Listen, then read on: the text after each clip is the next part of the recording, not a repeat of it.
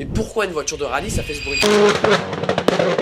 Et bah ça, c'est l'anti-lag. Je t'explique. Un turbo, c'est ça. Tu récupères les gaz d'échappement pour faire tourner une turbine, qui va en faire tourner une autre, qui va compresser l'air à l'admission, et donc gagner de la puissance. Et pour que ça fonctionne, bah il faut des gaz d'échappement. Quand tu freines, il y en a moins. Donc après, pour réaccélérer, il faut attendre que la turbine reprenne de la vitesse. Ça fait donc une sorte de trou à l'accélération, le turbo-lag. Il existe beaucoup de méthodes pour contrer ça. On peut mettre plusieurs turbos, un pour les petits et un pour les grands régimes, ou mettre un turbo à géométrie variable ou à assistance électrique. Mais là, on s'intéresse à la solution radicale qui pète ton moteur mais qui marche pas. Et ça, c'est l'ALS. Ce système consiste à retarder l'allumage pour faire tourner le turbo. En gros, quand tu lâches l'accélérateur, le système va prendre le relais et va retarder l'allumage dans ton cylindre au plus bas. Et donc la combustion, elle va pas que se faire dans le cylindre, mais aussi dans l'échappement. Et donc le turbo, il tourne très vite, même quand tu freines.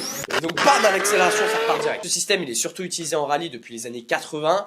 Mais aussi en drift et en L1, mais à l'époque. Un autre système consiste aussi à mettre directement de l'air du turbo dans le collecteur d'échappement pour faire au final la même chose. Bon, par contre, il faut savoir que la LS, ça enclenche ton moteur. Il chauffe comme jamais, prend plein de contraintes dans la gueule. Le turbo aussi, il tourne très vite et très longtemps. Ça consomme, ça pollue, le kata, il en prend plein la gueule, mais bon, ça c'est ok. C'est vraiment un système radical qui est utilisé pour la performance et non pas sur nos voitures. Et ben maintenant, si t'as compris, abonne-toi.